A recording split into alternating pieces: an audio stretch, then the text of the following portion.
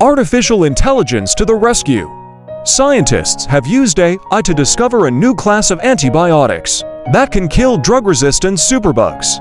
This is huge news in the fight against antibiotic resistance, which is a major global health threat.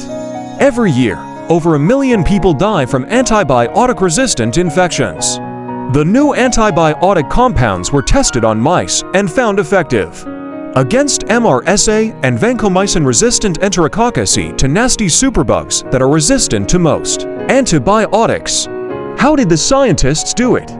They trained AI models on data from thousands of chemical compounds to predict antibiotic activity. Then the AI scanned through 12 million more compounds to identify promising candidates with the right properties. This shows how AI can accelerate drug discovery in amazing new ways. The old approach would take years, but the AI models could analyze millions of compounds in days. We desperately need new antibiotics to stay ahead of rising superbug threats. This AI-powered discovery brings new hope in that fight.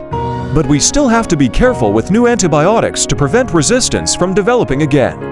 The researchers plan to use this AI method to find more new antibiotics and other drug classes.